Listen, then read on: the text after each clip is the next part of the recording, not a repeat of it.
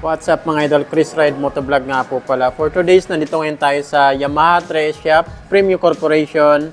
Located lang po ito dito sa Santiago Boulevard, General Santos City, beside SM Jensen. For today's, meron po tayo ditong Yamaha MT-15. Grabe, napakaangas ng datingan mga idol. Parang tipaklong yung design niya. Sa headlight pa lang, naka-LED projector lamp na siya. Talagang napakaliwanag nito sa gabi mga idol. At ito naman po yung daytime running lights niya. Ito parang mata niya. Grabe. Napakaangas po talaga ng pormahan ng motor na to. Ito naman po yung signal light niya. Naka-bulb type pa rin po yan. Ayan. Tapos dito, meron po siyang 4 na tornilyo dito. At napakaangas po talaga ng pormahan. Front suspension, naka-inverted telescopic na po ito. Kulay naman po nito ay gold. Pagdating naman sa color combination, naka matte black at may decals po siya dito na minimal lang talaga, glossy gray. Yan lang po yung decals niya. Sa front fender naman, napakalapad, naka matte black at plain lang po yung design niya. Pagdating naman po sa size ng gulong niya dito sa harapan ay 110 by 70 and then 17 inches po yung laki ng kanyang mags. Naka glossy black naman po yung kulay niya. Ganda ng pagkaka-design ng kanyang tire. Ayan o. Naka-tubeless at naka-street tire. Sa braking system naman po nito sa harapan, naka-dual pot piston caliper, hydraulic disc brake. Kaya lang wala pa rin po itong ABS or anti-lock braking system. Wala po siyang ganun mga idol.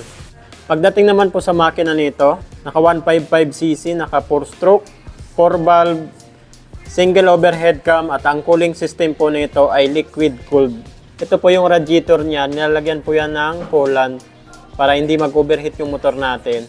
Napakaganda kasi liquid cooled na po siya. Pag sinabi naman nating empty, master of torque. Pansin po natin dito sa ilalim ng kanyang makina, meron na po siyang engine guard na plastic. Makapal po siya na plastic mga idol. Yung makikita natin dito sa side, napakaangas po ng pormahan niya. Tapos yung tail light at brake light, yan o. Napakatulis. Ito naman po yung brake pedal natin, footrest at footrest ng ating back ride. Dating naman sa muffler niya, itong tambutso niya, talagang saktong-sakto lang yung laki niya at may heat guard po siya dito na plastic. Maganda rin po yung pagkaka-design niya dito. Dito naman po tayo sa size ng gulong niya dito sa likuran. Ang size naman po nito ay 140 by 70 and then 17 inches po yung laki ng kanyang mags. Ito naman po yung braking system niya, hydraulic disc brake, single pot piston caliper. Pero hindi pa rin siya equipped ng ABS. Suspension naman niya dito sa likuran, naka monoshock. Napakatindi niyan mga idol. So dito naman po tayo sa tail light at brake light niya. Gustong gusto ko yung design niya mga idol. Lahat po ito naka-LED na. Mapa tail light, brake light, naka-LED na po yan. Maliban lang dito sa signal light natin na naka-halogen bulb pa rin po siya. Pero maganda yung design ng kanyang back fender. Dito naman po yung lagayan natin ng plate at meron po sa dito ang reflectorized na kulay red. So ito naman po yung swing arm niya. Napakasulit oh. Ang size naman po ng sprocket niya dito sa likuran ay 52 teeth. Ayan, 52 teeth po yung laki ng sprocket niya dito sa likuran. Sa engine sprocket naman ay 15 teeth. So dito naman po tayo sa handlebar niya. Dito po sa left side, nandito po yung clutch. At sa mga buttons naman niya, nandito po yung passing light, high beam, low beam, horn at turn signal light.